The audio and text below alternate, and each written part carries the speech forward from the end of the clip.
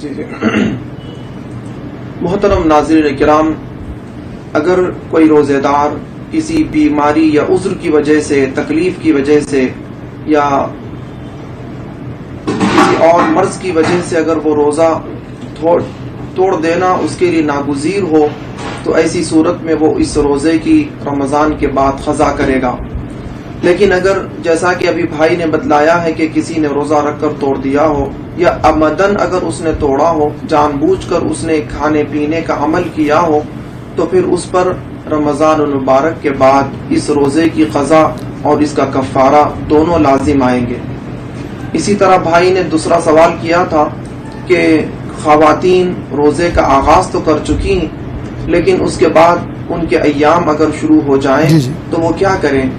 تو ایسی حالت میں وہ پھر رات تک روزے کی جیسی شکل میں رہے، روزے کی شکل و صورت میں رہے، سب کے سامنے علانیہ طور پر کھانے پینے سے گریز کریں، لیکن وہ اس روزے کی بعد میں قضا کر لیں گی. یہ روزہ ٹوٹ جائے گا ان کا؟ جی ہاں، روزہ شرعی عذر کی وجہ سے ٹوٹ جائے گا. ٹھیک ہے. اچھا، ایک سوال اور تھا بھائی کا کلکتہ